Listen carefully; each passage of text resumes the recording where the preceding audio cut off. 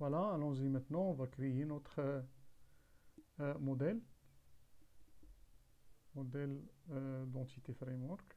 Donc, nouvel élément, voilà. On va choisir la catégorie donnée, Ado.NET Entité Data Model. On va nommer notre modèle, par exemple, Agence Vigilance.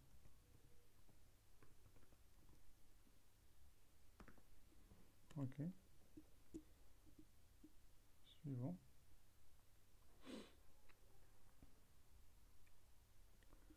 Donc, je vais cocher mes tables, je vais sélectionner les tables, à l'exception de la table système.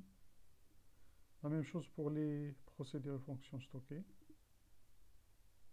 Je vais distinguer le pluriel.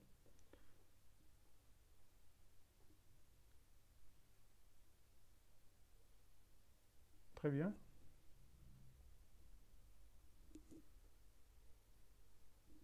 Voilà, mon modèle a été créé avec succès.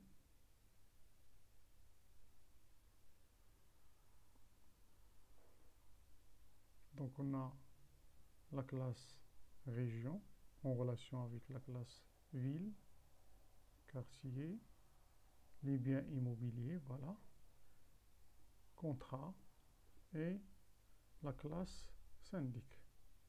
Très bien. Regardez bien. Donc, l'avantage qu'on a ici, c'est que dans la table syndic, on peut récupérer les contrats du syndic. De même, dans la classe contrat, on peut récupérer les biens et en même temps le syndic. Très bien. Donc, on va essayer de travailler purement objet. En même temps, on va essayer de travailler que via le code. On ne va pas utiliser l'assistant.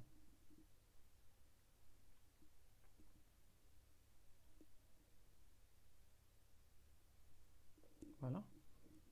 Très bien. Donc maintenant, je vais finaliser la méthode validate user. Normalement, là, j'ai autorisé toutes les authentifications. Maintenant, je vais importer les informations à partir de notre table syndic. Puisqu'il m'a demandé quoi? Il m'a demandé de communiquer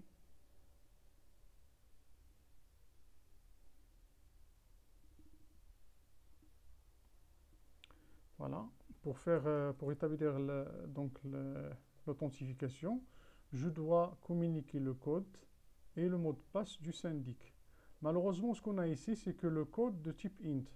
C'est pour cela ce que je vais faire. Je ne vais pas travailler via le code, je vais travailler via le nom du syndic. Donc, comme login, par exemple, je vais utiliser le nom du syndic et le mot de passe. Très bien, donc je vais créer d'abord mon DB Context, instance du DB Context. Donc on l'a nommé DB Vigilance Entité. Je vais le nommer DB égale new data DB Context. Voilà. Et l'objectif, c'est d'interroger mon DB7 à partir de mon DB Context. Point. Voilà, je vais afficher mon DB7 syndic. Et puis je vais interroger ce DB7 via la méthode ini. On a une méthode très sympa qui va me confirmer si le syndic qui a le username et le password existe ou il n'existe pas.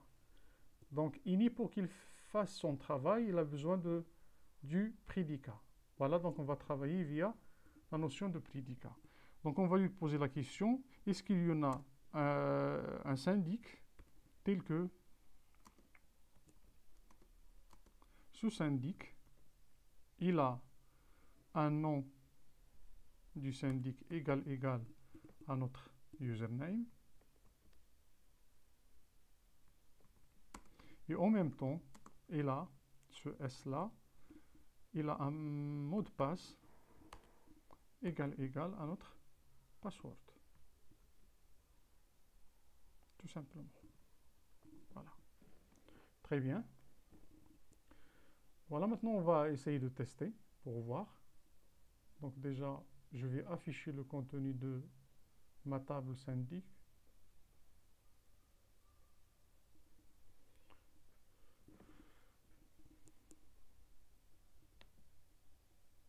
afficher les données de la table. Donc, qu'est-ce qu'on a? On a Khaldi, on a Mhamdi, Azizi. Voilà. Et le mot de passe, c'est 1, 2, 3. Très bien. Allons-y, on va tester.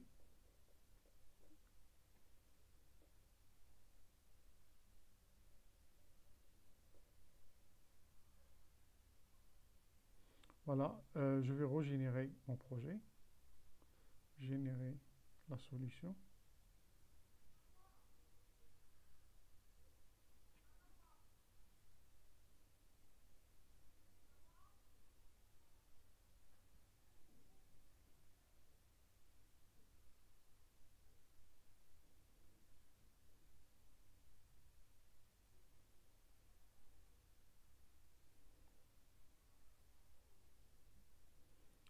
Très bien.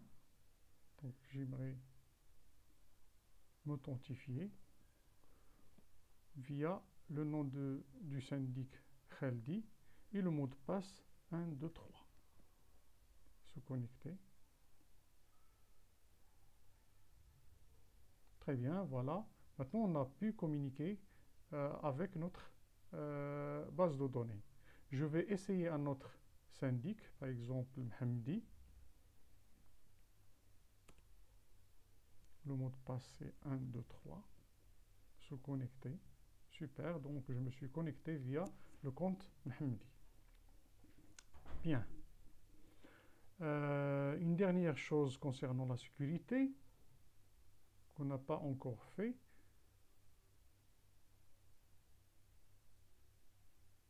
C'est qu'on peut accéder normalement à la page qui contient les informations du syndic, même si on n'est pas authentifié. Alors que normalement là, je dois appliquer une sorte d'autorisation de sécurité sur mon dossier qui est, voilà, le dossier syndic. C'est pour cela, ce dossier syndic, je vais lui ajouter un fichier de configuration web, webconfig.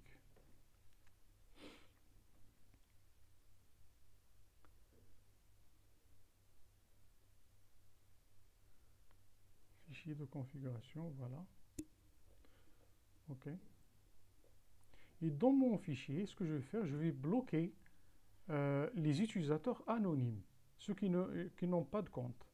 Et là, normalement, il me l'a demandé dans la question numéro 3. Regardez, dans la question numéro 3, qu'est-ce qu'il m'a demandé? Ajouter la contrainte suivante. Tout accès direct sans authentification permet de retourner l'utilisateur à la page d'authentification. Donc l'accès est autorisé juste pour les personnes concernées. Voilà. Donc c'est pour cela, ce que je vais faire, je vais ajouter la balise autorisation. Voilà. Et dans cette balise-là, je vais ajouter un petit blocage d'INI. Voilà. Et je vais bloquer tous les utilisateurs anonymes. Et normalement, les utilisateurs anonymes, on les présente via le point d'interrogation. Voilà. Maintenant, anonyme. Donc, qu'est-ce que j'ai fait maintenant? J'ai bloqué tous les utilisateurs anonymes qui n'ont pas de compte ou là, qui n'ont pas fait leur authentification. Très bien, super. Maintenant, je vais refaire le test. Donc, je vais actualiser. Et puis, je vais essayer d'accéder à InfoSyndic.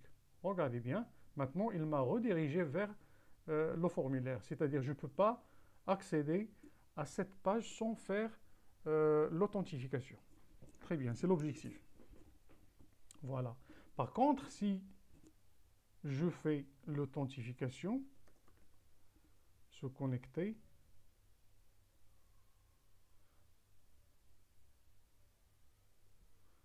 là, je peux accéder à ma page. Très bien. Si vous voyez bien, même si on a fait l'authentification, il nous a laissé dans la même page. Donc, on aimerait bien qu'il fait un redirectionnement vers notre page qui est InfoSyndic. C'est pour cela ce qu'on va faire. on va sélectionner notre page login et on va sélectionner notre composant login et dans les propriétés de notre login, voilà,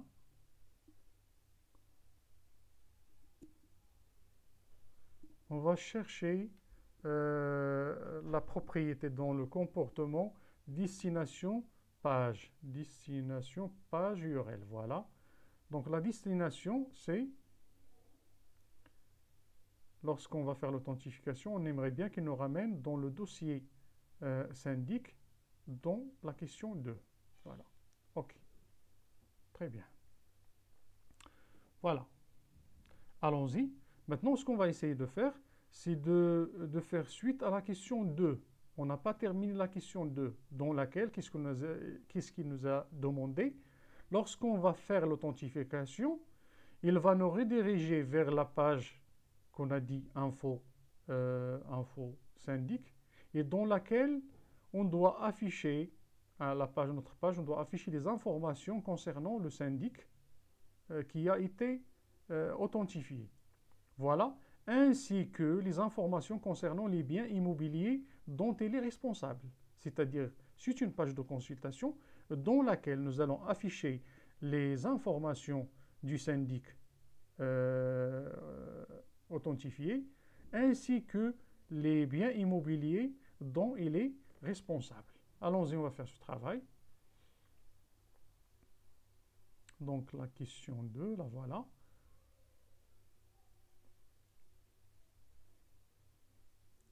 Information syndic. Et un peu en bas, on va essayer d'afficher les informations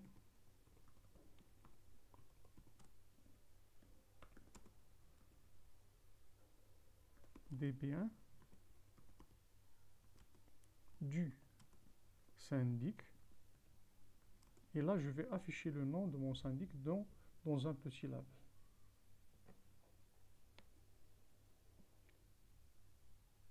Deux points. Très bien. Voilà. Donc, les informations du syndic, j'aimerais bien les afficher dans un détail view. Donc, je vais chercher la catégorie données. Voilà, et je vais ajouter un composant de type détail view, une petite mise en forme. OK. Et là, je vais ajouter un grid view pour afficher quoi? Pour afficher les biens dont elle est responsable. Très bien. Voilà, c'est ce qu'on va faire. Tout simplement, le reste, on va le faire via le code. Voilà. OK. Allons-y, on va travailler sur notre code.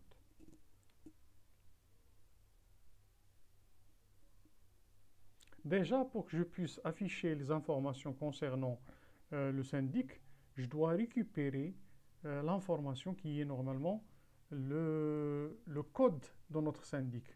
Très bien. Malheureusement, on n'a pas le code puisqu'on a travaillé pour l'authentification via le nom. Donc, on va d'abord récupérer le nom et puis on va faire une petite recherche pour récupérer le code. Et là, on va essayer de faire suite à notre travail. Donc, déjà là, dans mon label, 1.text, je vais afficher le nom du syndic. Où je vais trouver le nom du syndic? Dans la classe user, c'est-à-dire dans la sécurité que j'ai appliquée. Je peux récupérer l'utilisateur qui a été normalement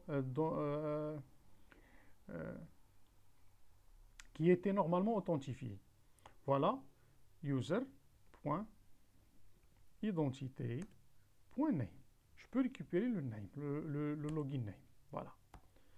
Très bien. Donc déjà là, on a récupéré le login. Maintenant, le login, normalement, ce n'est pas une clé primaire. Ce qu'on va faire, on va chercher le code du syndic, à partir, bien sûr, de notre texte, de notre label. Voilà. Donc pour cela, je vais créer notre DB contexte. DB égale new.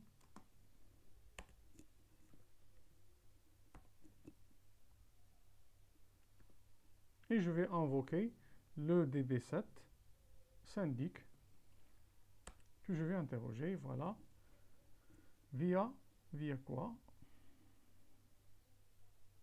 Via le principe de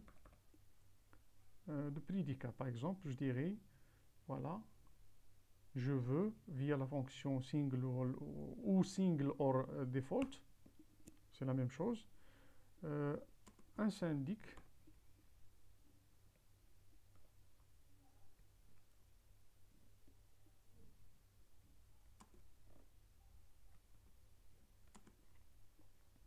tel que ce syndic, point, le nom du syndic égal, ce qu'on cherche, on cherche le label 1.text. Voilà. On ne veut pas tout le syndic, mais on veut juste une information qui est le code de ce syndic. Voilà, on a pu récupérer le code de notre syndic. Très bien. Voilà. Voilà, qu'est-ce qu'il reste maintenant à faire? Tout simplement, on va essayer de charger les informations dans les deux composants détail view et grid view. Allons-y. Donc, dans notre détail view numéro 1, point data source, on aimerait, voilà, quoi? Qu'est-ce qu'on va faire? On va essayer de charger les informations du syndic qui a ce code dans notre détail view. Allons-y.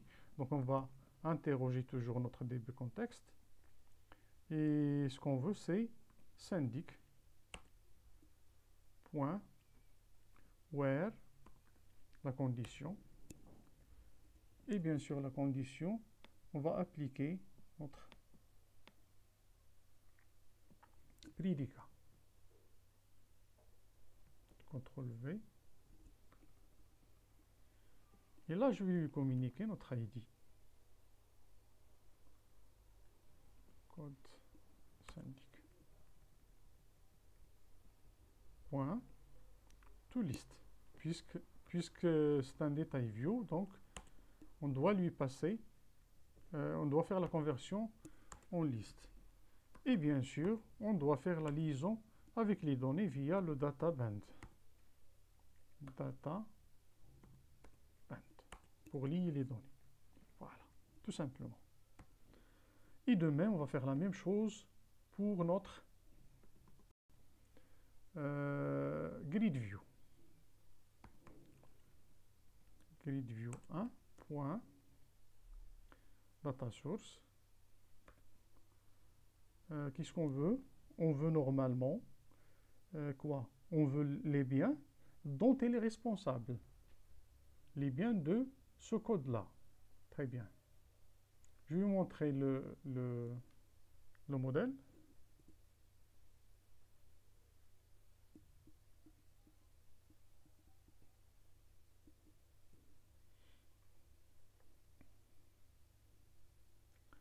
Donc, qu'est-ce qu'on veut?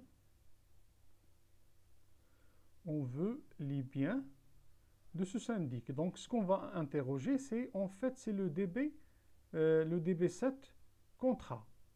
C'est-à-dire, à partir de notre contrat, on peut récupérer les biens de ce syndic. Voilà, c'est facile, sans utiliser de requête, ni vue, ni rien du tout. C'est très simple. Très bien. Voilà. Donc, je vais interroger le DB7 contrat. Voilà. Contrat. Regarde, je vais travailler via le form, la méthode form. From contrat in db point db7 du contrat where la condition ce contrat-là, point code syndic, je vais récupérer le code syndic, je veux juste le syndic égal à mon code. Voilà. Et en fait, je veux sélectionner, select, qu'est-ce qu'on va sélectionner? À partir de notre contrat, on veut sélectionner, à partir de notre contrat, les biens. On aimerait récupérer les biens. Voilà. Et bien sûr, on va faire un transtypage toList. Point toList.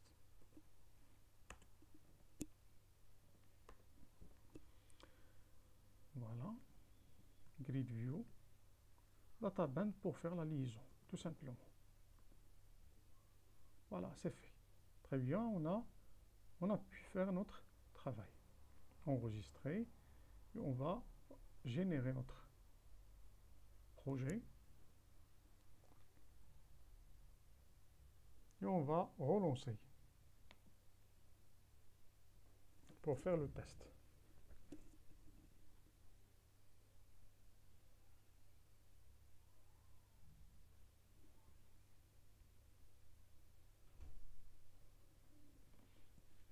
Voilà.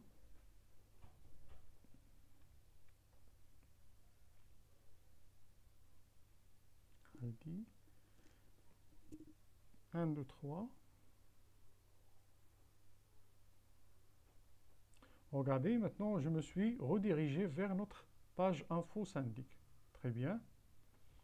Et voilà, il m'a affiché les informations de Khaldi et il m'a affiché les biens dont elle est responsable. Voilà, donc on a pu faire les 3 premières questions.